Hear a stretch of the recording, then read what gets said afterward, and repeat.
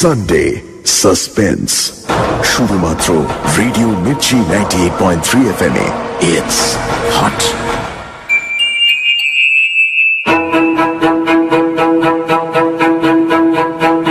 বাংলা ও বিশ্ব সাহিত্যের রোমাঞ্চকর কিছু গল্প দিয়ে সাজানো আমাদের এই বিশেষ নিবেদন সানডে সাসপেন্স। আজ আপনার জন্য স্যার আর্থার কনান ডয়েলের শার্লক হোমস রহস্য, the adventure of the speckled band.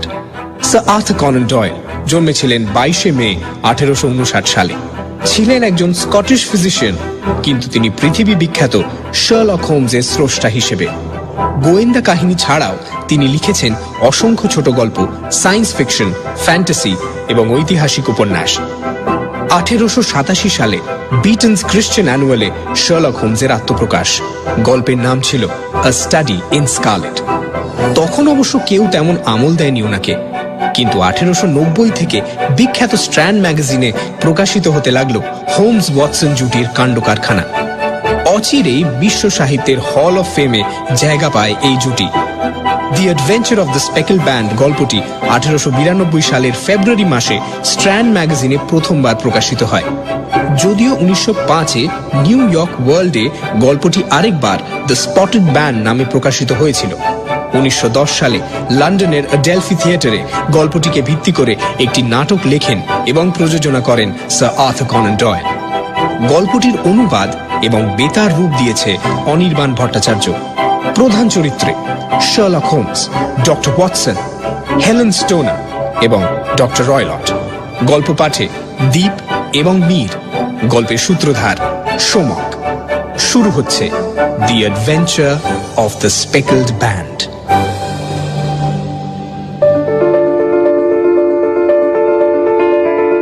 এই সেদিন আমার সব পুরনো খাতাপত্র নামিয়ে ঘাঁটছিলাম, দেখি অজস্র নোট করে রাখা, সব এক একটা কেসের নোট। বন্ধু শার্লকের সঙ্গেই গত 8 বছরে কটা, অন্তত 70টা তো বটেই। হ্যাঁ, 70টা কেসে একসঙ্গে থেকেছি, ওকে রাত দিন কাজ করতে দেখেছি। ওর বুদ্ধি খেলানোর প্রতিটা পদক্ষেপ অক্ষরে অক্ষরে পড়েছি। কিছু কেস অতি দুঃখজনক মোড় নিয়েছে, কিছু হাস্যকর পর্যায়ে গিয়ে শেষ হয়েছে। কিম্ভূত কিছু কেসেরও কমতি হয়নি। কিন্তু কি জানেন, একটাও কেস দেখতে পাবেন না যা নিতান্তই গড়পড়তা, একঘেয়ে। আসলে শার্লকের তো ব্যাপারই আলাদা। অবশ্য এ আর নতুন করে কি বলবো, সে যাক। আসলে শার্লক তো কখনোই স্রেফ টাকার জন্য কাজ করতে যায়নি।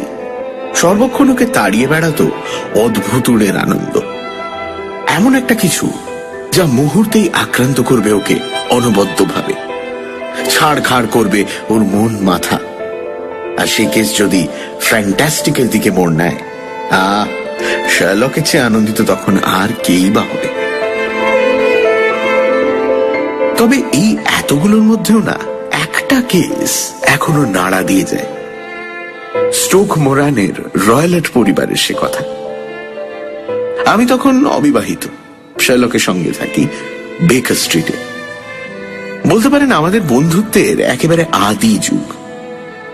অনেককাল ভেবেছি আপনাদের শোনাবো এই কেসের কথা, কিন্তু কি আর করা, যে ভদ্রমহিলাকে নিয়ে এত ব্যাপার, খোদ তিনিই তো কথা দিয়ে নিয়েছিলেন আমাদের যে তার জীবিত কালে কোনো কিছুই আমরা প্রকাশিত করব না। তবে এই গত মাসে তার অকাল প্রয়াণে আমি প্রমিস মুক্ত হয়েছি। 1883 সালের এপ্রিল মাস, বেশ সকাল তখন, মানে খামোখা এই সময়ে আমার ঘুম ভাঙেই না। তো হঠাৎ দেখি নাকের ডগায় শার্লক, একেবারে ফিটফাট, যেন এক্ষুনি বেরোবে। ঘুম জড়ানো চোখে দেখলাম 7:15 বাজে। বেশ অবাক হলাম, কারণ একে তো নিজে সাধারণত ঢের বেলা করে উঠতো, আর দ্বিতীয়ত ও যখন ইচ্ছে উঠুক গে যাক, আমি কেনই বা আমার অভ্যেস ভাঙবো বলুন তো? একটু বিরক্তই হলাম। অবেলায় ঘুম ভাঙানোর জন্য দুঃখিত ওয়াটসন, কিন্তু কি করি বলো, আজ সকাল থেকে তো এমনটাই হয়ে আসছে। মিসেস হাডসনকে কি একজন টেনে তুললো, তারপর মিসেস হাডসন আমায়, আর ডমিনো এফেক্টে এবার আমি তোমায়। উফ, কেন, কি হয়েছে? আগুন নাকি? ক্লায়েন্ট। যা বুঝতে পারছি, কোনো এক মহিলা এসেছেন দেখা করতে এবং অত্যন্ত উত্তেজিত তার মনের অবস্থা বোধ হয়। আপাতত সিটিং রুমে তিনি উপস্থিত, এখন ব্যাপার হচ্ছে, এই ঘোরতর অবেলায় যখন কোনো কম বয়সী নারী এসে অন্যদের ঘুম থেকে তোলেন, তখন সচরাচর ধরেই নেওয়া যায় অতি গুরুত্বপূর্ণ কিছু জানান দিতে চান। যদি শুনে মনে হয় কেসটি জবরদস্ত, তবে নিশ্চয়ই তুমিও একেবারে প্রথম ধাপ থেকে তাতে মগ্ন থাকতে আগ্রহী হবে, এবং তা ভেবেই আমার এই ঘুম ভাঙানোর পরিকল্পনা। হ্যাঁ, বলো কি? আরে, I wouldn't miss it for anything, বন্ধু বল। এই এক সাংঘাতিক নেশা আমার, জানেন, শার্লককে জটিলতার পরত খুলতে দেখা। উফ, এই একবার মনে হবে যেন অঙ্ক কষছে, তার পরক্ষণেই দেখবো অদ্ভুত ভাবে নিজের ইন্টুইশনের উপর বিশ্বাস করে কোনো আজব খেল দেখানো। সে যাক, আমি এক লাফে বিছানা ছেড়ে খানিক ব্রাশ করে নিলাম, নিয়ে এক দৌড় লাগালাম ওর সঙ্গে সিটিং রুমের উদ্দেশ্যে। গিয়ে দেখি এক ভদ্রমহিলা মাথা থেকে পা অব্দি কালো ঢাকা, হ্যাঁ এমনকি মুখটাও আড়ালেই জানলার ধারে বসেছিলেন। আমাদের দেখেই উঠে দাঁড়ালেন। গুড মর্নিং ম্যাডাম, আমি শার্লক হোমস, আর ইনি আমার বন্ধু, সহযোগীও বটে, ডক্টর ওয়াটসন। ওনার সামনে মন খুলে বলতে পারেন যা বলার। আপনার জন্য একটু কফি বলি? বেশ কাঁপছেন তো আপনি, একটু ফায়ার প্লেসের কাছটাই এগিয়ে আসুন না। এই কাঁপুনি শীতের নয়, তবে ভয় মিস্টার হোমস, ভয়, আতঙ্ক। ছেড়ে দিন ভয়, সব ঠিক করে দেওয়া যাবে। নিশ্চিন্ত থাকুন, সকালে ট্রেন ধরে এলেন তাই তো? আপনি আপনি আমায় চেনেন তাহলে? না, তবে দেখছি তো আপনার বাঁ হাতের তালুতে একটা রিটার্ন টিকিটের অংশ। বেশ আর্লি বেরিয়েছেন নিশ্চয়ই, তারপর একটা ডগ কাটে করে স্টেশনে পৌঁছবার আগে এলেন বেশ অনেকটা রাস্তা, রাইট? আপনি কি করে, মানে? হ্যাঁ, কিন্তু কোনো রহস্য নেই এতে ম্যাডাম, সহজ তো। ওই যে আপনার জ্যাকেটের বাঁ হাতের কাছটায় অন্তত 7 জায়গায় কাদার ছিটে সদ্য লাগা, তাই না? কোনো ডগ কাট ছাড়া এমন প্রবল কাদা ছিটবে আর কি বলুন না। আপনি নির্ঘাত চালকের বাঁ দিকটায় বসেছিলেন। জানি না কি করে জানলেন, কিন্তু হ্যাঁ, ইউর রাইট। ভোর 6টা নাগাদ বেরিয়েছি, লেদার হেডে পৌঁছলাম মিনিট 20-তে। তারপর প্রথম ট্রেন ধরেই ওয়াটারলু এলাম। বিশ্বাস করুন, আর পারছি না, আমি পাগল হয়ে যাবো এবার। কার কাছে যাব? কেউ তো নেই, আর যে বেচারি আছে সে যত্ন করে আমায়, খেয়াল রাখে আমার, সেই বা কি করবে আর? মিসেস ফ্যারিন্টোসের কাছে আপনার নাম শুনেছি মিস্টার হোমস। আপনি তো তাকে বিপদের দিনে খুব সাহায্য করেছিলেন।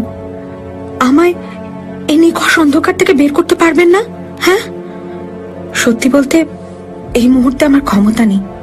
আপনাকে ন্যূনতম পারিশ্রমিকও দেব, কিন্তু বিশ্বাস করুন, মাস দেড়েকের মধ্যে অবস্থা বদলে যাবে। আমার বিয়ে হবে, আমার হাতে বেশ কিছুটা আর্থিক রেস্তও আসবে। আমি আপনার বিশ্বাস ভঙ্গ করব না, কথা দিচ্ছি।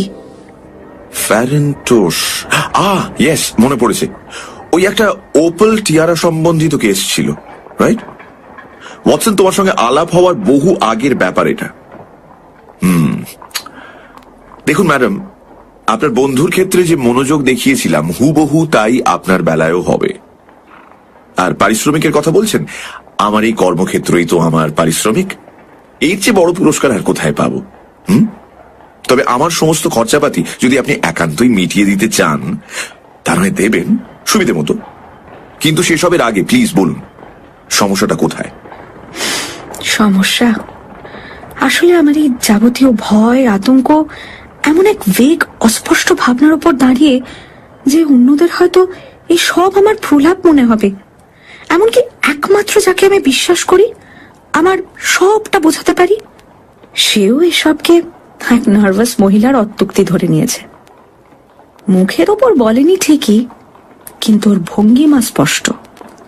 ও যেভাবে আমায় বোঝাতে চায় যেন শান্ত করছে বুঝিয়ে সুঝিয়ে। কিন্তু মিস্টার হোমস, আমি তো শুনেছি আপনি মানুষের অন্তর পড়ে নিতে পারেন অনায়াসে, বুঝে নিতে পারেন পরতে পরতে জমা অসংখ্য অশুদ্ধ আস্তরণ। আমি শুনছি ম্যাডাম, প্লিজ।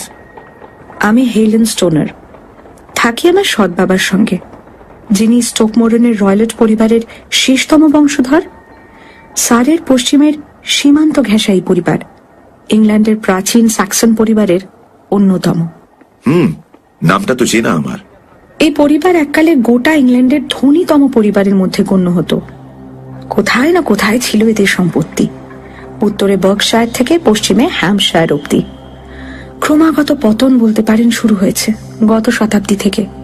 ওই যা হয় আর কি, ভুল লোকের হাতে পড়ে হেলায় হারালো এক এক করে সমস্ত কিছু, আর এক জুয়াখোরের হাতে পড়ে শেষমেশ এমন সঙ্গীন অবস্থা হলো যে খান কতক একর জমি আর একটা 200 বছর পুরনো বাড়ি ছাড়া আর কিছুই অবশিষ্ট নেই। তাও তো ও বাড়িও মর্টগেজের ভারে নুয়ে। ও বাড়িতে শেষ যিনি ছিলেন তাকে অ্যারিস্টোক্রেটিক পপার বললেও অত্যুক্তি হয় না। গিয়েছিল তো সর্বস্ব, শুধু চায়নি তাঁর মেজাজ। তার ছেলে মানে আমার সৎ বাবা বুঝতে পারে অমন ভাবে বাঁচা কষ্টকর, ইনফ্যাক্ট অসম্ভব। ফলে তিনি এক আত্মীয়র কাছ থেকে খানিক ধার করে মেডিকেল ডিগ্রি নিয়ে পাড়ি জমিয়েছিলেন ক্যালকাটা। সেখানে তাঁর দক্ষতা তাঁকে এনে দিয়েছিল অনবদ্য বসার। কিন্তু ওখানেই এমন বিপর্যয় ঘটে গেল, একদিন রাগের চোটে তিনি নিজের খানসামাকে খুন করে ফেলেন। আসলে বিগত কয়েকদিন বাড়িতে চুরিচামারির ঘটনা তাকে এমন রাগিয়ে তুলেছিল যে কপাল জোরে মৃত্যুদণ্ড এড়িয়েছিলেন। কিন্তু দীর্ঘদিন জেল খাটার ফলে যখন শেষমেশ ইংল্যান্ড ফিরলেন, তখন বাবা সম্পূর্ণরূপে ভেঙে পড়েছেন, হতাশ, অবসাদগ্রস্ত। ডক্টর রয়লেট মানে আমার সৎ বাবা যখন ইন্ডিয়ায় ছিলেন, তখনই আমার মা মিসেস স্টোনারের সঙ্গে তাঁর পরিচয় এবং তারপর বিয়ে। আমার আসল বাবা মেজর জেনারেল স্টোনার বেঙ্গল আর্টিলারিতে ছিলেন। বাবা গত হওয়ার পর মা ফের বিয়ে করেন।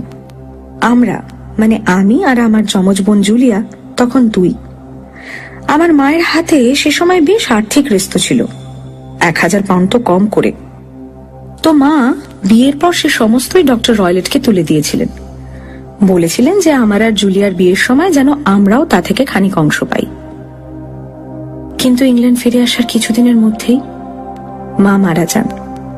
ক্রুর কাছে একটি রেল অ্যাক্সিডেন্টে তার মৃত্যু হয়।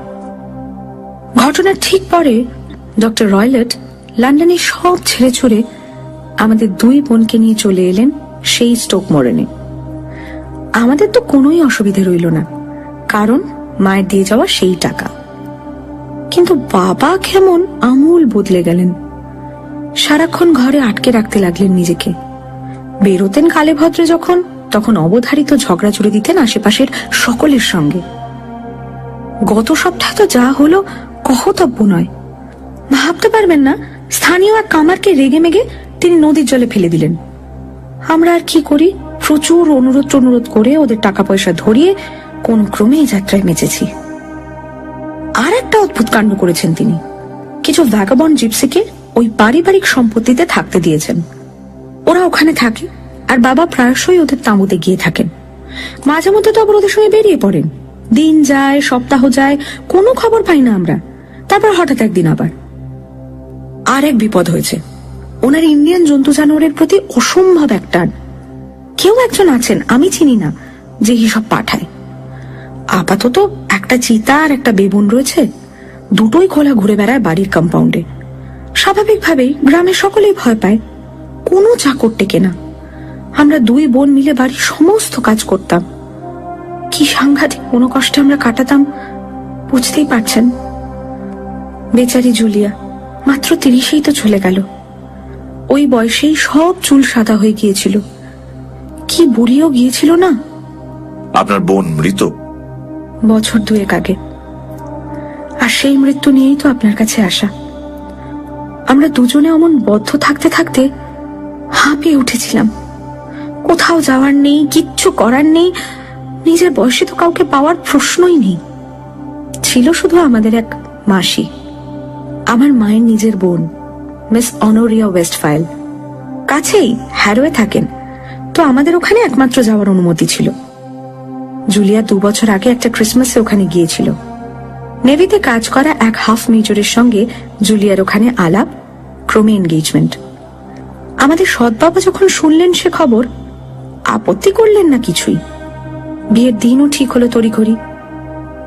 কিন্তু সে রূপকথার দিন আসার 1 পক্ষ আগেই আমার একমাত্র সাথী জুলিয়া আমায় ছেড়ে চলে গেল। খুলে বলুন, প্রত্যেকটা ডিটেল চাই, কিছু ভুলে যাবেন না প্লিজ।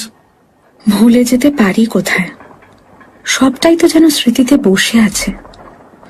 আমরা যে বাড়িতে থাকছিলাম বললামই তো, অতি পুরনো ছিল এবং মাত্র একটা ভাগই বাসযোগ্য ছিল।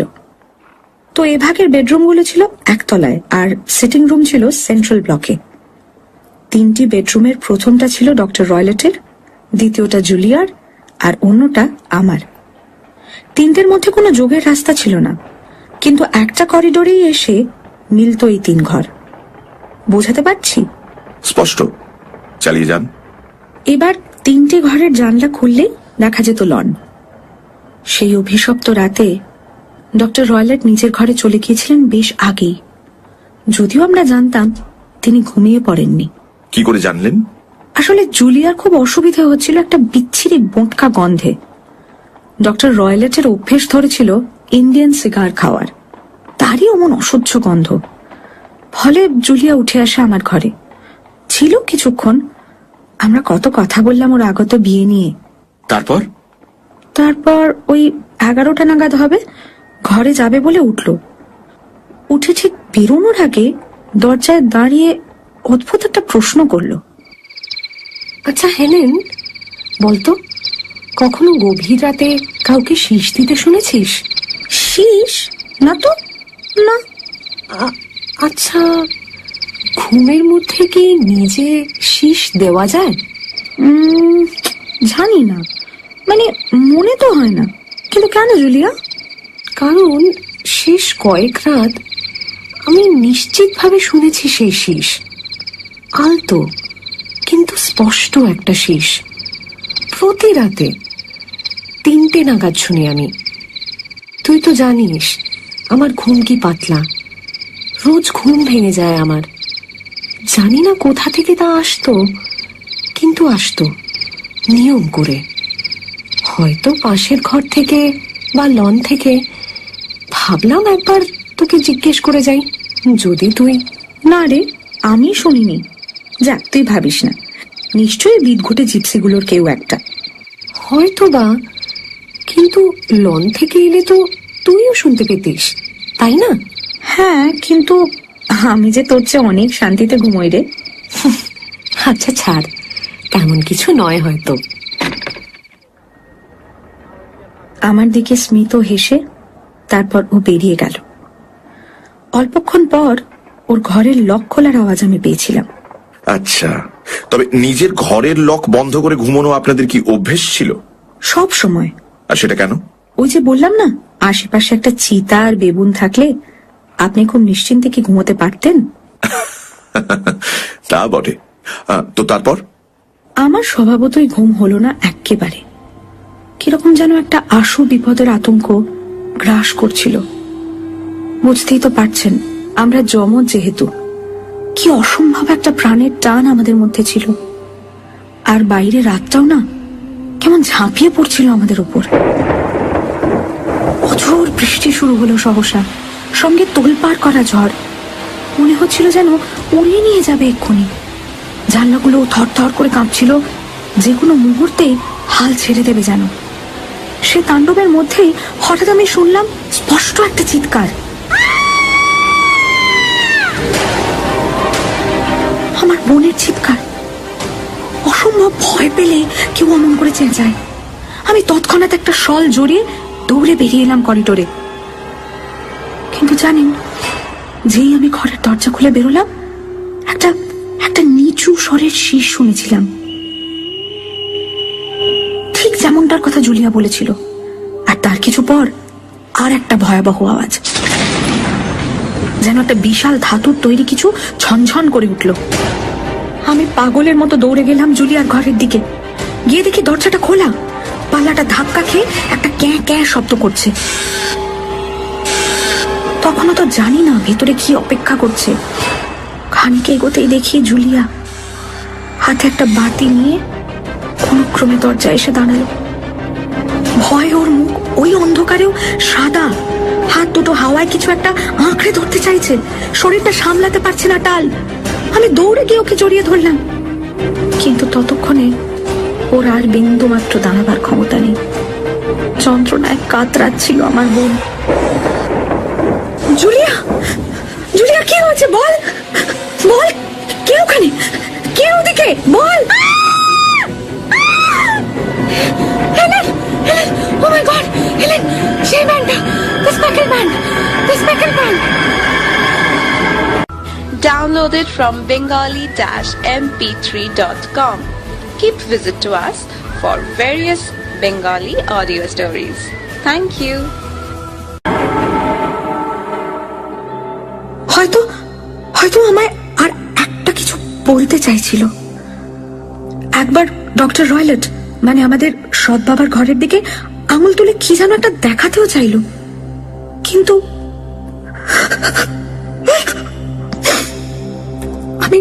আমি দৌড়ে গেলাম বাবার ঘরের দিকে। তাকে ঢাকতে ঢাকতে দেখি তিনিও ড্রেসিং গাউন পরে দৌড়ে এদিকেই আসছেন। জুলিয়াকে অমন অচৈতন্য অবস্থায় দেখে প্রথমেই তিনি একটু ব্র্যান্ডি খাওয়ানোর চেষ্টা করলেন, ওকে কাজ হলো না।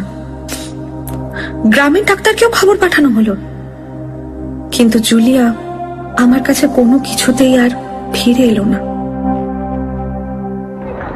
এক মিনিট, ওই যে শীষ আর মেটালিক সাউন্ডটা, আপনি নিশ্চিত সে ব্যাপারে? ঠিক ওগুলোই শুনেছিলেন? এনকোয়ারির সময় করোনারও ঠিক এই কথাটাই জিজ্ঞেস করেছিলেন।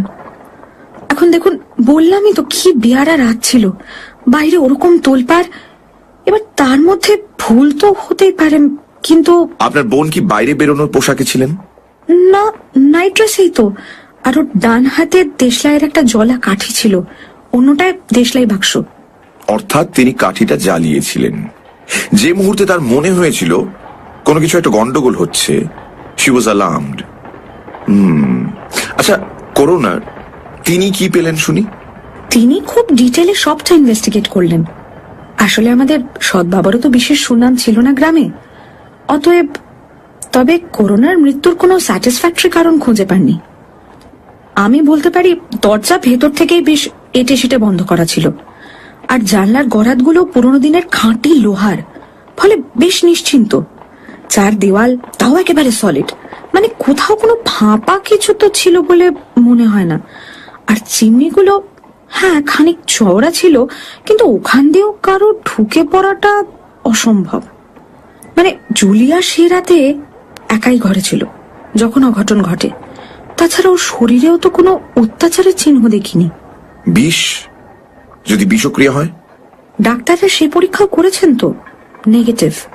তাহলে আপনার কি মনে হয় কিসে মৃত্যু হলো? আমার ধারণা ভয়, অসম্ভব কোনো কিছুর একটা আতঙ্কে, যদিও সেটা কি তা জানি না। আচ্ছা, ওই যে জিপসিদের কথা বললেন, সে রাতে ওরা ছিল ওই দিকটায়? সবসময় তো কেউ না কেউ থাকে। আচ্ছা, আর ওই যে স্পেকলড ব্যান্ডের কথা বলেছিলেন জুলিয়া, সেটা থেকে কি বুঝলেন? আমি জানি না ঠিক মিস্টার হোমস, কখনো আমার মনে হয়েছে ওটা প্রলাপ, একদম পাগলের প্রলাপ। আবার কখনো মনে হয়েছে ওই যে জিপসিগুলো, ওরা মাথায় একটা রুমাল বাঁধে, কেমন স্পটেড, হয়তো ওগুলো দেখে জুলিয়া ওই রকম বলেছিল। অত সহজ মনে হচ্ছে না, আরো গভীরে যেতে হবে। হ্যাঁ, বলুন কি বলছিলেন? 2 বছর কেটে গেছে, আমি এখন আরো একা। যদিও এই গত মাসে আমার এক ছোটবেলার বন্ধু আমায় বিয়ের প্রস্তাব দিয়েছে। ওই ক্রেন ওয়াটার আছে না রিডিং এর কাছে, ওখানকারই মিস্টার আর্মিটাজের মেজো ছেলে, পার্সি আর্মিটাজ। আমার সৎ বাবা সবটাই শুনেছেন, আপত্তি করেননি কিছু। আর আমাদের বিয়েও ঠিক হয়েছে আগামী বসন্তে। সে কারণেই 2 দিন আগে আমার ঘরটার মেরামতি চলছিল, ফলে আমি জুলিয়ার ঘরে গেলাম শুতে, ঠিক সেই বিছানায় যেখানে জুলিয়া। কিন্তু মিস্টার হোমস, গত রাতে যা হলো, মানে রাতের অন্ধকারে যখন সর্বত্র নিশ্চুপ, আচমকা আমার কানে এলো সেই শব্দ। সেই চাপা শীষ? ইয়েস ডক্টর ওয়াটসন, সেই শব্দ যা আমার বোন শুনেছিল শেষের সেদিনে। আলো জ্বালিয়ে তন্ন তন্ন করে খুঁজলাম, কিচ্ছু দেখতে পেলাম না। আমি এতটাই ঘাবড়ে গিয়েছিলাম যে আর ঘুমোতে যাওয়ার তো প্রশ্নই ওঠে না। সকাল হতেই তাই আমি তড়িঘড়ি আপনাদের এখানে। তা বেশ করেছেন, কিন্তু আপনি আমায় সব খুলে বললেন কি?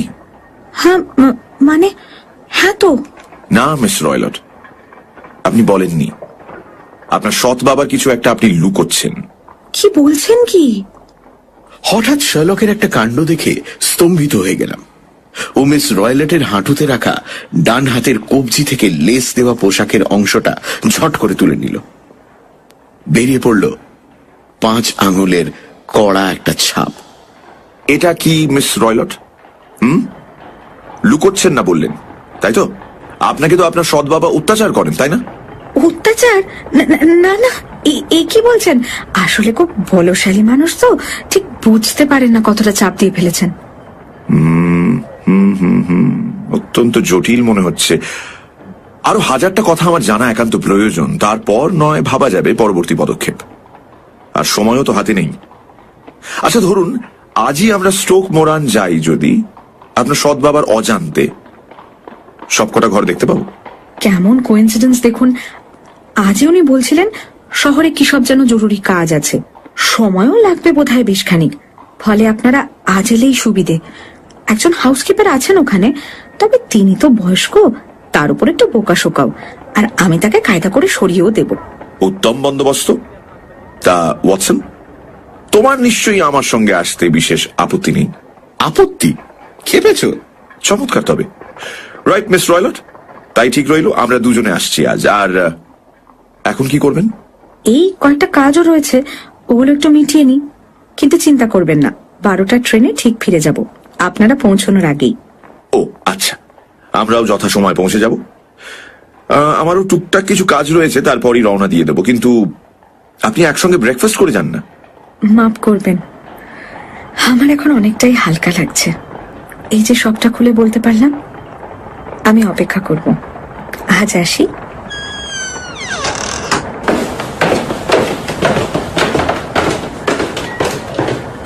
তা বন্ধু ওয়াটসন, কি বুঝছো? বেশ জটিল আর পেঁচানো কেস তো। সে আর বলতে।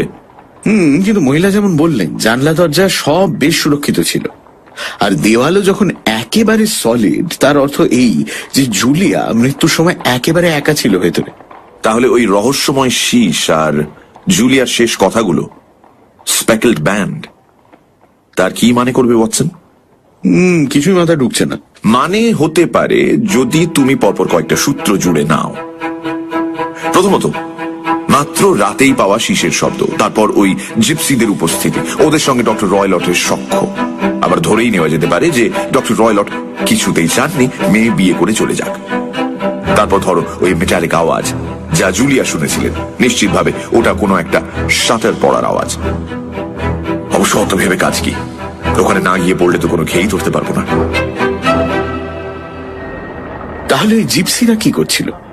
জানি না ওয়াটসন, আই ডোন্ট নো। আমার কিন্তু তোমার এই থিওরিটা মোটেই পোষাচ্ছে না।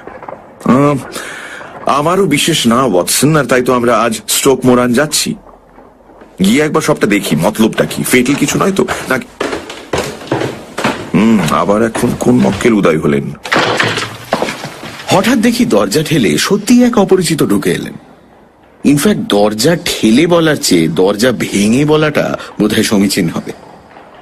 যিনি এলেন তার শরীর স্বাস্থ্য বেশ জবরদস্ত, পরনে অদ্ভুত একরকম পোশাক, বলতে পারেন শহুরে ও গ্রাম্যর এক মিশেল। মাথায় হ্যাটটা এমন লম্বা যে আরেকটু হলেই দেওয়াল ছুঁতো, মুখে 1000টা ভাঁজ, আর যেন সূর্যের তাপে পুড়ে হলুদ মুখশ্রী, চোখে স্পষ্ট কোনো দূরভিসন্ধি। আপনাদের কোনজন হোমস? কে হোমস? হ্যাঁ, এই যে আমি, বলুন। আমি doctor Grimesby Roylott of Stoke Moran. Right, বসুন। বিশ্বাস করুন, আমি কিন্তু কোন রকম মানে কোনো বাজে কিছু করিনি।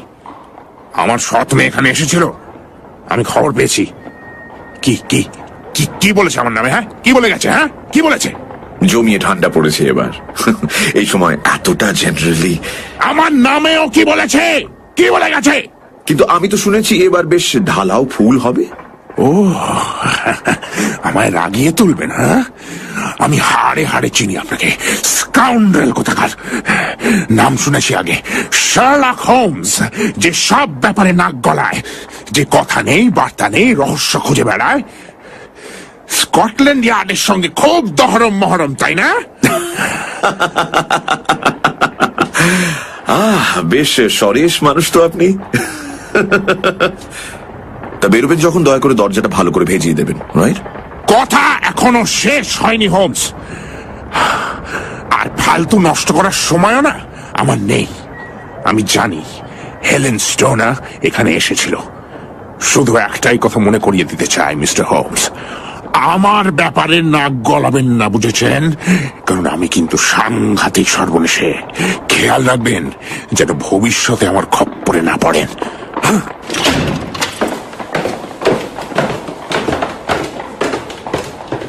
বেশ পেলব প্রকৃতির মানুষ না ওয়াটসন? শারীরিকভাবে আমি ভদ্রলোকের মতো সুঠাম নই হয়তো, কিন্তু একবার যদি নাগালে পাই না, বুঝিয়ে দেব আমার খপ্পরে পড়লেও যে কি নাকানি চোবানি খেতে হয়। সে যাক, আশা করি হেলেন নিজেকে এমন ভাবে ট্রেসড হতে দিয়ে কোনো গন্ডগোলে পড়বেন না। তবে এই ভদ্রলোক এখানে হানা দেওয়ায় একটা লাভ হলো জানো, আমাদের ইনভেস্টিগেশন একটা দিশা পাবে মনে হচ্ছে। গুড। আপাতত কিছু একটা খাওয়া যাক, তারপর আমি ডক্টরস কমন্সে একবার ঢু মারবো, যদি এই ডক্টর রয়লট সম্পর্কিত কিছু পেয়ে যাই।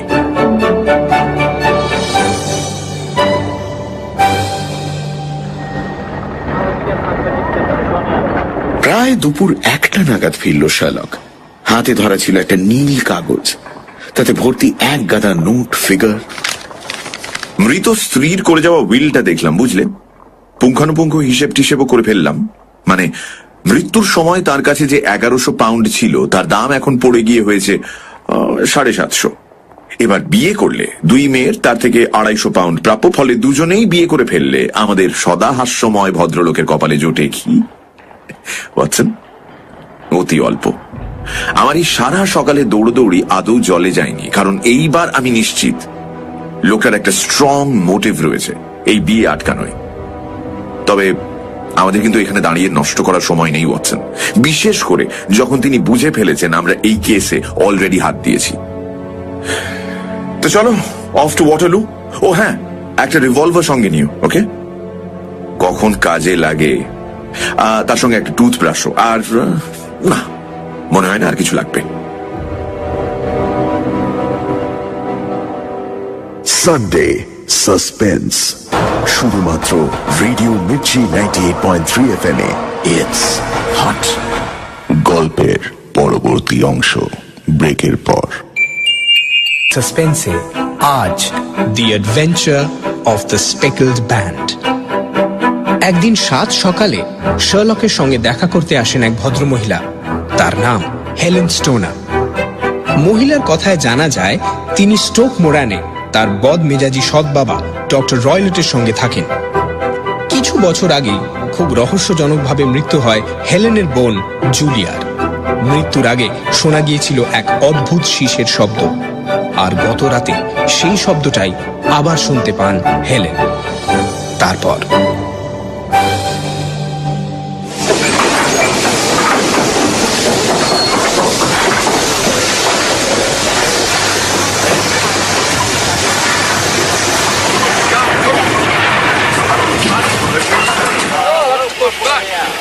ওয়াটারলু স্টেশনে পৌঁছলাম বেশ জলদি। গিয়েই লেথারহেডের দিকে একটা ট্রেনও পেয়ে গেলাম। সেখানে নেমে একটা ঘোড়ার গাড়ি ভাড়া করে আমরা 2 বন্ধু চললাম স্টোক মোরান।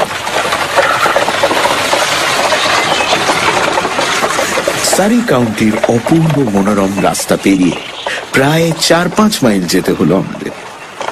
আকাশে বেশ তুলোর মেঘ, আবার নরম একরকম সূর্যও রয়েছে। হাওয়ায় সদ্য ভেজা মাটির গন্ধ। সব মিলিয়ে আসন্ন বসন্তের অমন্য মোহময় আবেশ দুর্দান্তই লাগছিল। অদ্ভুত লাগছিল, কারণ ওই সুন্দর পরিবেশে আমরা কি করছিলাম না এক রহস্যের পিছে ধাওয়া। স্ট্রেঞ্জ না? প্রায় সারা রাস্তাটাই শার্লক মাথার টুপিতে চোখ ঢেকে, বুকে থুতনি ঠেকিয়ে মনে মনে 1000টা অঙ্ক কষে গেল আমি জানি। তারপর হঠাৎ আমার কাঁধে টোকা মারল। ওই দেখো, স্ট্রোক মোরান। হ্যাঁ স্যার, ডক্টর গ্রিমসবি রয়্যালেটের বাড়ি। ওখানে আমাদের একটা মেরামতির কাজ চলছে আসলে। ও তাই? ওই যে দেখুন গ্রামটা দেখতে পাচ্ছেন, ওই যে বাড়িগুলো। কিন্তু রয়্যালটদের বাড়ি যেতে হলে আপনারা বরং এই মাঠের পাশের ফুটপাতটা ধরুন, শর্টকাট হবে। ওই যে দেখুন একজন মহিলা হাঁটছেন, দেখতে পাচ্ছেন? ওটা মিস স্টোনার না? বেশ, আপনি যেমনটা বলছেন তেমনটাই করি। ওয়াটসন, চলো তাহলে। আচ্ছা, আপনাকে যেন কত দেব? ভাড়া মিটিয়ে আমরা হাঁটা লাগালাম। নিজেদের আর্কিটেক্ট সাজানোটা জরুরি ছিল, বুঝলে? ওই বাড়িতে কাজ চলছে আমাদের, এটা না বললে কত রকম কথা যে বানিয়ে বলা শুরু হবে, ভাবতে পারছো Watson? Good afternoon miss stoner. কি বলেছিলাম না, ঠিক সময় পৌঁছে যাব? উফ, আপনাদের অপেক্ষাতেই তো বসে আছি সেই কখন থেকে। আসুন আসুন, আই এম সো হ্যাপি। আচ্ছা, এদিককার খবরও ভালো। ডক্টর রয়্যালট শহরে গেছেন কাজে, সন্ধ্যের আগে ফিরবেন বলে তো মনে হয় না। তার সঙ্গে মধ্যেই হয়েছে মিস স্টোনার। কি মানে? মানে উনি আমায় ফলো করেছেন? তাই তো মনে হচ্ছে। কি সাংঘাতিক মানুষটা! উফ, এবার কি করব? ফিরে এসে তো জিজ্ঞেস করবেই। সে বোকামি মনে হয় না তিনি করবেন, কারণ তিনি ভালো করেই জানেন এই কেসে তার পেছনে লেগেছে যে সে চলে পাতায় পাতায়। আর একান্তই যদি তিনি ভায়োলেন্ট হয়ে ওঠেন, তাহলে আপনাকে হ্যারোতে আপনার মাসির কাছে পৌঁছবার ব্যবস্থা করতে হবে। আচ্ছা, সেসব পরে দেখা যাবে। আপাতত যেটুকু সময় হাতে পাচ্ছি সৎ ব্যবহার করা উচিত। চলুন ঘরগুলো দেখি।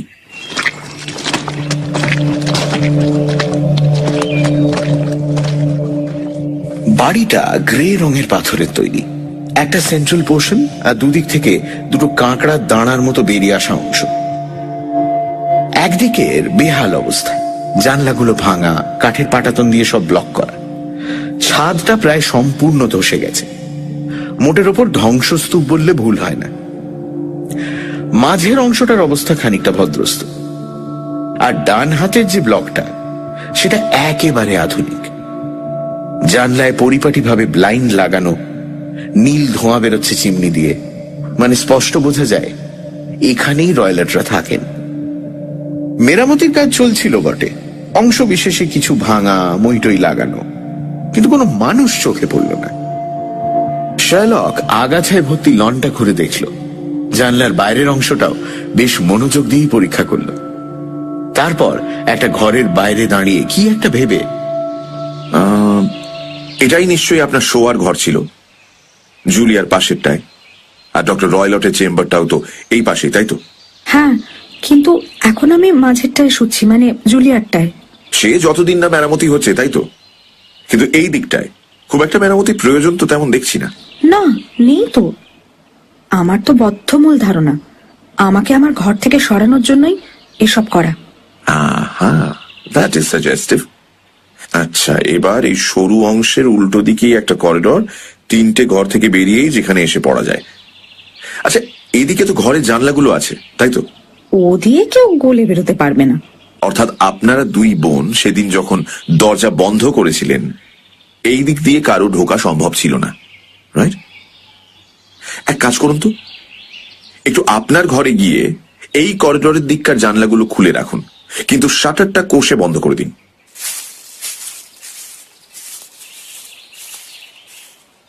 মিস স্টোনার তাই করলেন। তারপর শার্লক ওই খোলা জানলাগুলোর মধ্যে দিয়ে হাত ঢুকিয়ে খুব করে চেষ্টা করলো বন্ধ শাটারটা খুলে ফেলার, কিন্তু কোনো কাজ হলো না। আসলে একটা ছুরি ঢুকিয়েও যে ছিটকিনিটা খুলবে সেটুকু ফাঁকও নেই। দরজার কবজাগুলো বেশ নেড়ে চেড়ে দেখলো শার্লক। আরো ভাবতে হচ্ছে ওয়াটসন, শাটারগুলো যদি কেউ ভালো করে বন্ধ করে রাখে, সত্যিকারও গোলে ঢোকা অসম্ভব। এবার ভেতর থেকে দেখাটা দরকার। একটা ছোট্ট সাইড ডোর দিয়ে হোয়াইট ওয়াশ করা করিডোরে এসে হাজির হলাম আমরা। পাশাপাশি 3খানা বেডরুম, শার্লক শটান সেই ঘরটাতেই গিয়ে ঢুকলো যা আপাতত হেলেন স্টোনার ব্যবহার করেন, যা আসলে সেই ঘর যেখানে জুলিয়া মারাত্মক কোনো এক অভিজ্ঞতার সম্মুখীন হয়েছিল। এমনি ঘরটা মোটের উপর বেশ ছিমছাম, থাকতে মন্দ লাগবে না। সিলিংটা নিচু, একটা পেল্লায় ফায়ারপ্লেসও রয়েছে, ঠিক পুরনো দিনের বাড়ির মতো। একধারে ব্রাউন রঙের কিছু ড্রয়ার, একটা সরু সাদা খাট, আর জানলার বাঁদিকে একটা ড্রেসিং টেবিল। ঘরে আসবাব বলতে আর দুটো বেতের চেয়ার, আর ঠিক মাঝখানে একটা ওয়েলটন কার্পেট। ঘরের উডেন প্যানেলগুলো যদিও কৌনাদিকালের কে জানে, রং চটে গেছে, অর্ধেক পোকায় খাওয়া। শার্লক হঠাৎ একটা চেয়ার টেনে এক কোণে গিয়ে বসল। মুখে একটাও কথা নেই, কিন্তু চোখগুলো ঘুরছিল সারা ঘর। আমি জানি মানুষ চোখে সবটা তুলে রাখছে সে। তারপর হঠাৎ দেওয়াল থেকে টাঙানো একটা ঘন্টার দড়িতে ওর নজর পড়ল। এটা দিয়ে কি হয়? ওই হাউসকিপারকে ডাকার জন্য। দেখে তো মনে হচ্ছে খুব পুরনো নয়। না, নয় তো বটেই, এই ধরুন বছর দুয়েক আগে লাগানো। আপনার বোন চেয়েছিলেন বোধহয়। না, তা ঠিক নয়, কখনো শুনিনি ওকে ব্যবহার করতে। আর তাছাড়া আমরা যখনই কিছু চাইতাম নিজেরাই ব্যবস্থা করে নিতাম। খামোখা এখানে এইভাবে একটা মজবুত ঘন্টার দড়ি অযথা লাগানো। ঠিক আছে, দেখে নিচ্ছি। আচ্ছা, আমাকে একটু অনুমতি দিন, ভালো করে ঘরটা দেখতে হবে। কিছু বোঝার আগেই শার্লক সারা ঘরে একটা আতশকাচ নিয়ে ঝুঁকে কি সব দেখতে লাগলো। দেওয়ালের প্যানেলগুলো দেখলো, খাটের কাছটায় গিয়ে এদিক ওদিক খুব করে পর্যবেক্ষণ করলো। তারপর ওই ঘন্টার দড়িতে দিল এক টান। কোনো আওয়াজ হলো না। আচ্ছা, এটা ডামি? কেন বাজে না? বাজবে কি করে? কোনো তারের সঙ্গেই তো যোগ নেই। How interesting. দেখুন, ওপরের ওই ভেন্টিলেটরটাই দেখুন, ওখানে একটা হুকের সঙ্গে লাগানো মাত্র। অ্যাবসার্ড, খেয়ালই করিনি আগে কখনো। সত্যি খুব স্ট্রেঞ্জ, অদ্ভুত কয়েকটা ব্যাপার রয়েছে ঘরটায়। খেয়াল করেছেন এই ঘরের ভেন্টিলেটর আর একটা ঘরের দিকে মুখ করা? মানে আর্কিটেক্ট এত খেটে খুঁটে কেন এমনটা করলেন? বাইরের হাওয়াই যদি না ঢোকে ঘরে, তাহলে ভেন্টিলেটরের লাভই বা কি? এটাও ওই বছর দুই আগে করানো। খুব ইন্টারেস্টিং। একটা ডামি ঘন্টার দড়ি, একটা এমন ভেন্টিলেটর যা আদতে ভেন্টিলেট করে না। মিস টোনা, আমায় কিন্তু এবার ডক্টর রয়লটের ঘরটাও একবার দেখে নিতে হবে।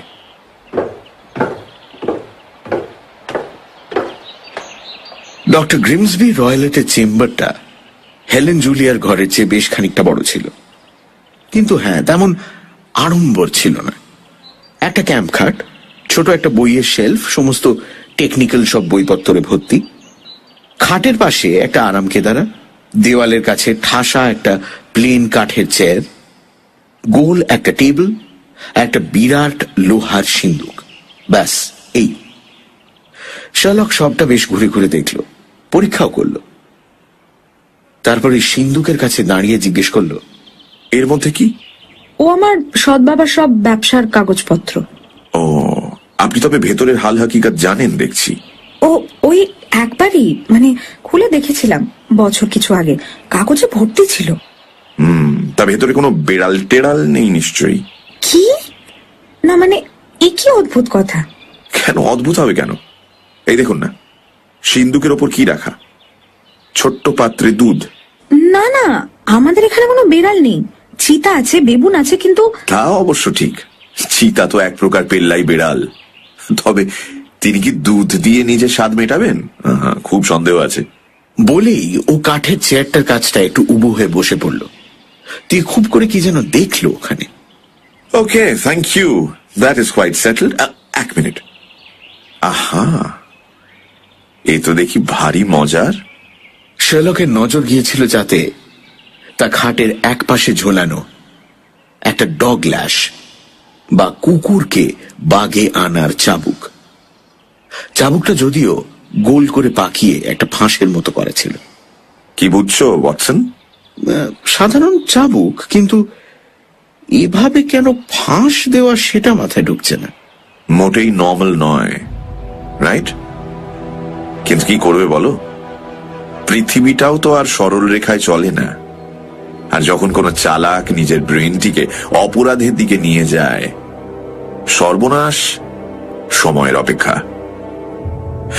যাক মিস্টার ওনা, আমার যথেষ্ট দেখা হয়ে গেছে, এবার একটু বাইরের লনটা দেখে নি। শার্লককে এত মুখ কালো করে থাকতে এর আগে দেখেছি বলে মনে পড়ে না। লনের পুরোটা পায়াচারি করে কেমন যেন থম মেরে গেল। আর ওকে অমন গম্ভীর হয়ে থাকতে দেখে আমি তো ছেড়েই দিন, এমনকি মিস স্টোনারও দেখলাম একটিও শব্দ করলেন না।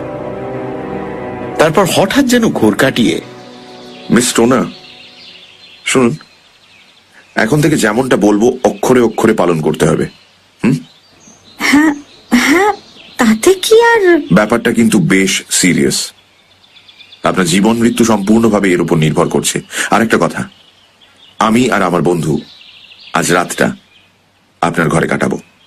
আমি আর মিস স্টোনার দুজনেই তো এই প্রস্তাব শুনে অবাক হয়ে লাভ নেই মিস স্টোনার, এমনটাই হতে হবে ব্যাস।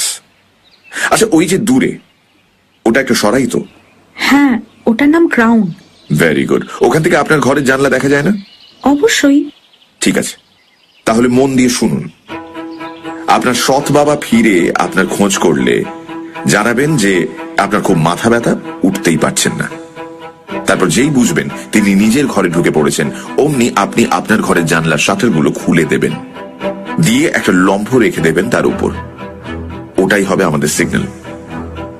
এসব করে আপনি চুপি চুপি আপনার আগের ঘরে ফিরে যাবেন। মেরামতির মধ্যেও একটা রাত কোনো ক্রমে কাটিয়ে দিতে পারবেন তো? ধরেই নিচ্ছি পারবেন। সঙ্গে যা যা প্রয়োজন সব নিয়ে নেবেন। তারপর বাকিটা আমাদের হাতে ছেড়ে দিন। তা তো বুঝলাম, কিন্তু আপনারা কি করবেন সেটা? খুঁজে বের করবো ওই চাপা শীষের উৎস। আপনি বোধহয় বদ্ধপরিকর, না? বলতে পারেন। তাহলে দয়া করে বলুন প্লিজ, আমার বোনের মৃত্যুর কারণ কি? হাতে আরো প্রমাণ না পেয়ে ঠিক বলতে চাই না। অন্তত এইটুকু তো বলুন যে আমার ধারণাটা ঠিক কিনা। মনে হয় না। আরো মজবুত কোনো কারণ ছিল নিশ্চিত। তবে এখানে দাঁড়িয়ে আর কথা বললে বিপদ, পুরোটাই জলে না যায়। ডক্টর রয়লটে ফেরার সময় হলো, তাই না? Good bye. তবে আরেকটা কথা, চিন্তা করবেন না, আপনার মাথার ওপর যে বিপদ ঘুরছে শীঘ্রই দূর হবে। ক্রাউনে ঘর পেতে আমাদের কোন রকম অসুবিধাই হলো না। যে ঘরটা পেলাম সেখান থেকে স্টোক মোরান স্পষ্ট দেখতে পাচ্ছিলাম। সন্ধে হওয়ার মুখে দেখলাম ডক্টর রয়লট ফিরলেন। দেখেই মনে হলো বেশ ক্ষিপ্ত মেজাজে আছে। কোচওয়ানের দিকে বিচ্ছিরি কি সব অঙ্গভঙ্গি করলেন। খানিক পর গাছের ফাঁক দিয়ে দেখলাম ঘরের সব আলো জ্বলে উঠল। কি জানো ওয়াটসন, আজ একটু দ্বিধাই বোধ করছি তোমায় ওখানে নিয়ে যেতে। সাংঘাতিক কিছু একটা ঘটে যেতে পারে। কোনো কাজে কি লাগতে পারি? সে আর বলতে, অসম্ভব সুবিধা হয়। ব্যাস তো হয়েই গেল, আমি আসছি। ওয়াটসন, ওয়াটসন, সত্যি তুমি, থ্যাংক ইউ। তুমি বিপদের কথা বলছো? ওই ঘর তন্ন তন্ন করে খুঁজে তুমি তো সবটাই বুঝে নিয়েছো শার্লক। আমি যা দেখিনি তুমি তো তা দেখেছো, তাই না? দেখেছো তুমিও, আমি হয়তো সামান্য বেশি, এই যা। ওই ঘন্টার দড়ি ছাড়া তো তেমন কিছুই দেখলাম না। কেন, ওই ভেন্টিলেটরটাও তো দেখেছো? হ্যাঁ, কিন্তু ওটা দিয়ে কি হবে? মানে একটা ইঁদুর ছাড়া আর কি গলতে পারে ওটা দিয়ে? এই ভেন্টিলেটর নিয়ে এখানে আসার আগে আমি কিন্তু বেশ খোঁজ খবর নিয়ে এসেছি। ভালো বলেছ। না, সত্যি বলছেন, আমি ঠাট্টা করছি না। খেয়াল করো, হেলেন যখন প্রথম এলেন কি বলেছিলেন? যে জুলিয়া নাকি পাশের ঘর থেকে ডক্টর রয়লটের সিগারের গন্ধ পেতেন, রাইট? তার মানে দুটো ঘরের মধ্যে নির্ঘাত একরকম যোগাযোগের ব্যবস্থা ছিল, এবং সেটা নিশ্চয়ই অতি ক্ষুদ্র কিছু একটা ছিল, নয়তো করোনারের ইনকোয়ারিতে ধরা পড়ত। তখনই আমার মাথায় এই ভেন্টিলেটরের ভাবনা আসে। কিন্তু ওখান থেকে কি বিপদ হতে পারে? কেন, কোন কিছুই খটকা লাগছে না? একটা ভেন্টিলেটর তৈরি করানো হলো, একটা দড়িও ঝোলানো হলো, এবং তারপরই একজন মহিলা যে ও ঘরে শুতো সে দুম করে মারা গেল। তোমার অদ্ভুত লাগছে না? আমি সত্যি বলছি কোনো কানেকশন খুঁজে পাচ্ছি না। কিন্তু ওই খাটটা লক্ষ্য করেছিলে? খাট? জীবদ্দশায় অমন খাট দেখিনি। মাটির সঙ্গে কখনো কেউ দেখেছে খাট আটকানো? অর্থাৎ জুলিয়া খাটটি নাড়ানোরও সুযোগ পাননি। ওটা সর্বদা ওই একই পজিশনে থাকতে বাধ্য, ভেন্টিলেটরের নিচে আর ওই দড়ির কাছেই। শার্লক, আমার মনে হচ্ছে আমি বুঝতে পারছি তুমি কি বলছো। আমাদের হাতে তো আর তাহলে তেমন সময় নেই। রাইট ওয়াটসন, সাংঘাতিক একটি প্ল্যান, এবং কি সূক্ষ্ম বটে। দেখবে কোনো ডাক্তার যখন অপরাধের দিকে এগোয় কি মারাত্মক হয়ে ওঠে সে। কারণ এক তো তার সে জ্ঞানটা আছে, আর দুই অসম্ভব শক্ত নার্ভও। বাবা অ্যান্ড প্রিচার্ডের এই জগতে বেশ নাম ডাক ছিল, কিন্তু এ তো দেখছি দুকাঠি এগিয়ে। তবে ওয়াটসন, আমার বিশ্বাস আজ রাতে জবর একটা খেল দেখব, ডেঞ্জারাস একটা খেলা। তো তার আগে এসো দু বন্ধুতে পাইপে জমিয়ে সুকটান দেওয়া যাক।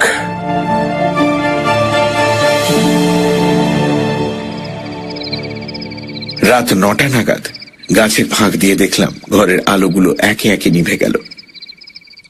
সম্পূর্ণ অন্ধকার এখনো দিকটা। ঘন্টা 2 পেরিয়ে গেল।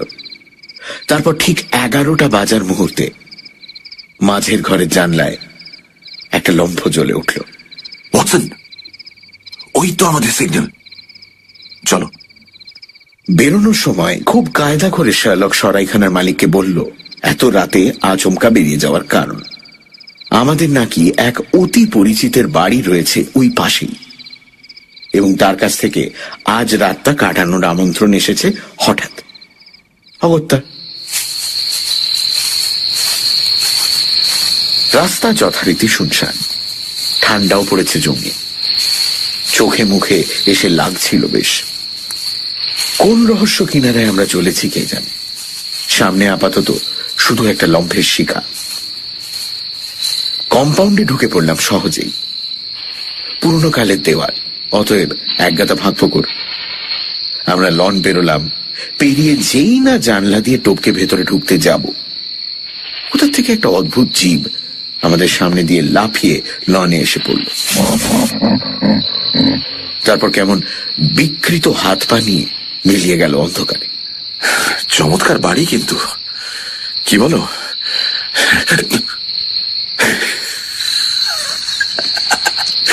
বাবুন, ভুলেই গিয়েছিলাম এই বাড়ির আজব সব জীবজন্তুর কথা। হঠাৎ মনে হলো এই রে, এবার যদি চিতাটাও লাফিয়ে ঘাড়ে ওঠে। ফলে শার্লকে দেখা দেখি যেই না আমরা পা টিপে টিপে বেডরুমে প্রবেশ করতে সক্ষম হলাম, হাঁপ ছেড়ে বাঁচলাম। শার্লক নিঃশব্দে জানলা শাটারগুলো ভেজিয়ে দিল। লম্ফটা এনে টেবিলে রাখল। তারপর আমার কানের কাছে মুখ আনলো। একটা শব্দ আমাদের সর্বনাশ ডেকে আনতে পারে, কিন্তু সাবধান, আলো নিভিয়ে বসবো আমরা, নয়তো ওই ভেন্টিলেটর দিয়ে মক্কেল দেখে ফেলতে পারে। আর শোনো, খবরদার ঘুমিয়ে পড়ো না, কারণ তোমার জীবন ওই ঘুম বা না ঘুমের উপর নির্ভর করছে। পিস্টলটা হাতে রেখো, যে কোনো সময় লাগতে পারে, রাইট? আমি ওই খাটটার ধারে বসছি, তুমি যাও ওই চেয়ারে।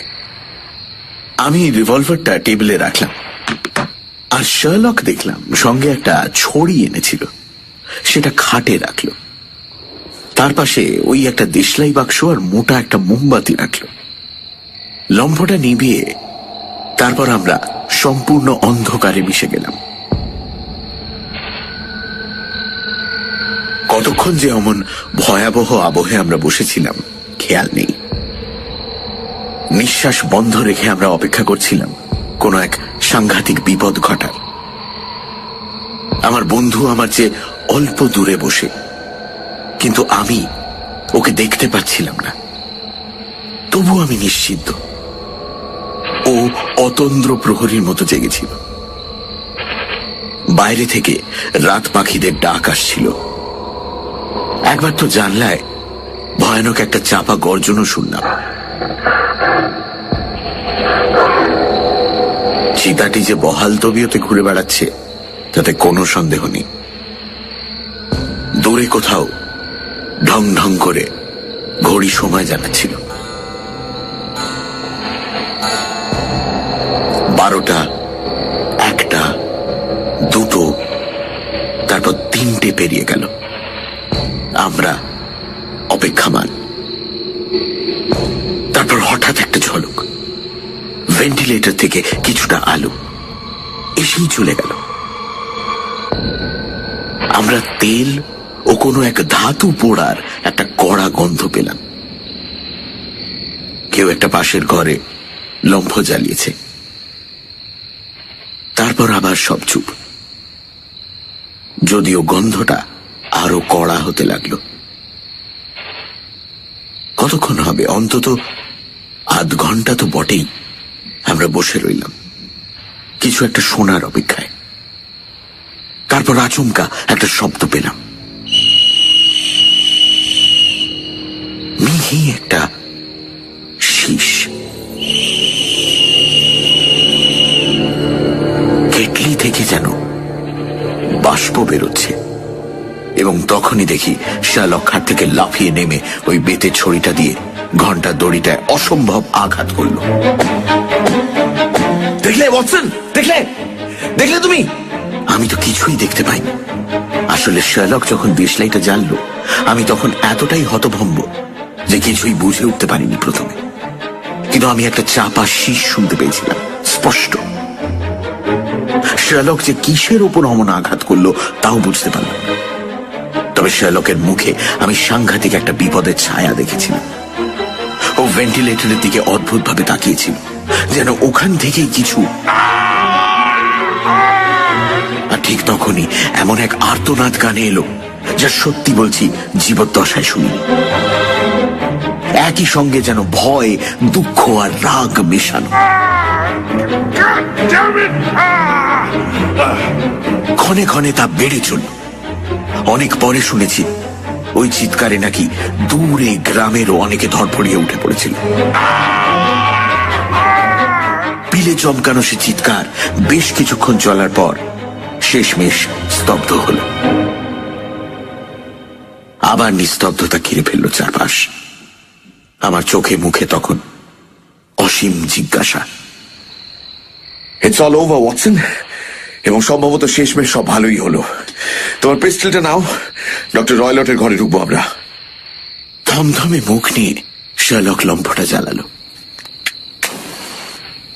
তারপর করিডোর দিয়ে ডক্টরের চেম্বারের দিকে এগোলাম আমরা। একবার টোকা, দুবার। কেউ ভেতর থেকে কোনো উত্তর দিল না। তখন আমরা ধীরে ওই ঘরে ঢুকলাম।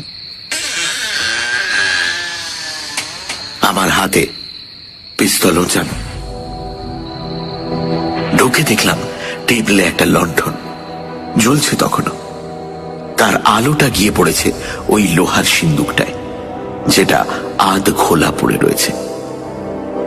পাশের কাঠের চেয়ারে বসে ডক্টর গ্রিমসবি রয়লেট,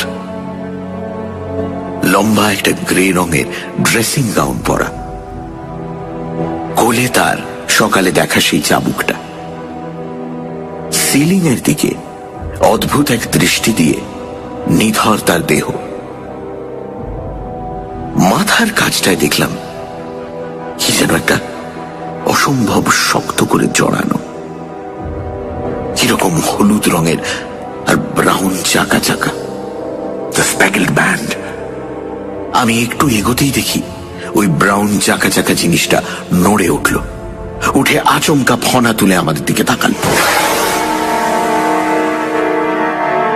ওয়াটসন, এটা সোয়াম্প অ্যাডার। ইন্ডিয়ায় পাওয়া যায়, ভয়ানক প্রজাতি। মানুষটা কামড় খাওয়ার 10 সেকেন্ডের মধ্যে মারা গেছে। এই হয়, অন্যের জন্য গর্ত খুঁড়লে একদিন না একদিন তাতেই পড়ে মরতে হয়। প্রকৃতির নিয়ম, কি করবে বলো। সে যাক, আপাতত এনাকে নিজের বাসায় ফেরত পাঠানো যাক। চলো, তারপর মিস স্টোনারকে সেফ কোথাও একটা পাঠিয়ে কাউন্টি পুলিশকে খবর দেওয়া যাক। এরপরে শার্লক বেশ দুঃসাহসিক একটা কাজ নিমেষেই করে ফেলল। মৃত রয়লাটের কোল থেকে ওই ফাঁস লাগানো চাবুকটা তুলে ও খুব সন্তর্পণে সাপের মুখে পরিয়ে দিল। তারপর তাকে লোহার সিন্ধুকে পাচার করল।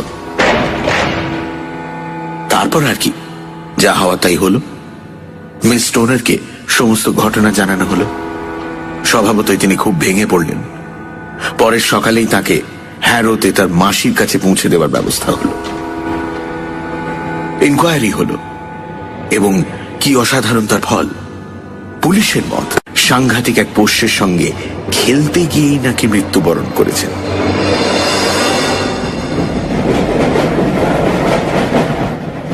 ফিরছি যখন আগামী দিন, শার্লকের কাছে পুরোটা শুনলাম। প্রথমে আমি একেবারেই ভুল পথে হাঁটছিলাম। ইনসাফিসিয়েন্ট ডেটা নিয়ে কাজ করলে যা হয় আর কি। এক তো ওই জিপসিদের উপস্থিতি, তারপর অন্ধকারে ভয়ের মুখে দেখা জুলিয়ার ওই ব্যান্ড আমাকে একেবারে অন্য ভাবনায় নিয়ে গিয়েছিল। তারপর ভালো করে ঘরটা দেখে বুঝলাম ভুল হচ্ছে কোথাও একটা। সর্বনাশ যদি আসে কারো, তবে তার দরজা বা জানলা থেকে নয়। আর তখনই আমার চোখ গেল ওই ভেন্টিলেটরের দিকে।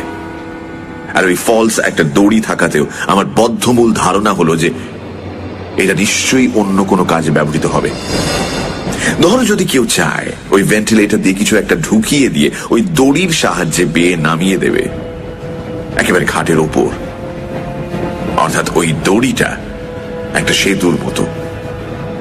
আর ভাবো, খাটটাও কিন্তু মেঝের সঙ্গে আটকানো ছিল, মানে তুমি টেনে সরাতেও পারবে না। তখনই মাথায় খেলে গেল সাপের কথাটা। প্লাস আমরা এও তো জেনেছিলাম যে ডক্টর প্রায় ইন্ডিয়া থেকে নতুন নতুন প্রাণী আমদানি করতেন। এবার ভেবে দেখো না, এই বিষ তো আমাদের এখানে প্রায় কোনো কেমিক্যাল টেস্টেই ধরা পড়বে না, তাই তো? ডক্টর রয়লট ইন্ডিয়ায় অতদিন থাকার ফলে খুব ভালো করেই বুঝেছিলেন এই ব্যাপারটা। আর দেখলেই তো, একবার কামড়ালে কি দ্রুত গতিতে মৃত্যু হয়। সেটাও নিশ্চয়ই ডক্টরের মাথায় ছিল যে করোনার তদন্ত করবেন তাকে অত্যন্ত ক্ষুরোধার হতে হবে, নইলে বোঝা অসম্ভব শরীরের কোথায় দুটো ক্ষুদ্র দাঁত ফোটানোর ক্ষত। ওই শীষটা, হ্যাঁ, ওটার কথাও মাথায় ছিল। রয়লট নিশ্চয়ই সাপটিকে সকালের আলো ফোটার আগেই ফেরত ডেকে নিতেন ওই শীষ দিয়ে। আর ছিল দুধের লোভ, মনে আছে? ওই দুধের পেয়ালা সিন্ধুকের ওপর। ওভাবেই ট্রেনিং দেওয়া হয়েছিল, আমি শিওর। দিনের পর দিন যাকে মারতে চাওয়া সে হয়তো বেঁচে যাচ্ছিল, কিন্তু একদিন তো ফাঁদে পা দিতই শিকার। আমি প্রথমবার ঘরে ঢুকেই ঠাউর করেছিলাম ঠিক এমনটাই ঘটেছিল, এবং আবার ঘটত হেলেনের সঙ্গেও। রয়লটের চেয়ারটা দেখেই বুঝেছিলাম এর উপর রোজ কেউ দাঁড়ায়। কেন দাঁড়ায়? ওই ভেন্টিলেটর অব্দি পৌঁছবে বলে। তারপর যখন একসঙ্গে ওই দুধের পেয়ালা, সিন্দুক আর ফাঁস লাগানো চাবুক দেখলাম, আমার মনে আর কোনো সন্দেহই রইল না। আর ওই মেটালিক সাউন্ডটা, ওটা হলো ওই সাপ ঢুকে গেলে সিন্দুক বন্ধ করার শব্দ। একবার যখন আমার মাথায় স্পষ্ট হয়ে গেল গোটা প্রক্রিয়াটা, আমি তৈরি হয়ে গেলাম। সাপের চাপার স্বর আমি শুনেছিলাম, আর শোনা মাত্র আলো জ্বালিয়ে প্রাণপণ আঘাত করেছিলাম ওর উপর, যার জেরে ওটা ভয়ে পালিয়ে গেল উল্টো পথে এবং ঘাবড়ে গিয়ে পাল্টা কামড় বসালো মনিবের উপরেই। আমার বেতের ঘা খেয়ে এমনি খেপে গিয়েছিল, ফলে ফেরত ভেন্টিলেটর দিয়ে উঠে প্রথম যাকে পেল তাকেই দিল সমস্ত বিষ। ফলে তুমি বলতেই পারো ডক্টর গ্রিমসবি রয়লটের মৃত্যুর জন্য আমি একরকম দায়ী। তবে তাতে আমার অন্তরে বিন্দু মাত্র দংশন হবে না।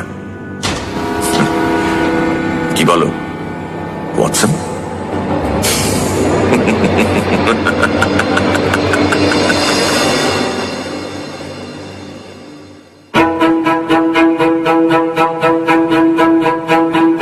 শুনছিলেন the adventure of the speckled band, রচনা স্যার আর্থার কনান ডয়েল, শার্লক হোমসের চরিত্রে মীর, গল্প পাঠে এবং ওয়াটসনের ভূমিকায় দীপ, গল্পের সূত্রধার ডক্টর রয়লট এবং coachman Somak, Helen Stoner Shree, জুলিয়ার ভূমিকায় রিয়া, শব্দগ্রহণ, আবহ সঙ্গীত এবং স্পেশাল এফেক্টসে রিচার্ড, পর্ব পরিচালনায় রাইট ব্রাদার্স থেকে অনির্বাণ এবং অভিষেক, সমগ্র পরিকল্পনা এবং পরিচালনায় ইন্দ্রাণী। আগামী সপ্তাহে ঠিক এই সময় আরো একটি রোমাঞ্চকর গল্প নিয়ে হাজির হবে সানডে সাসপেন্স।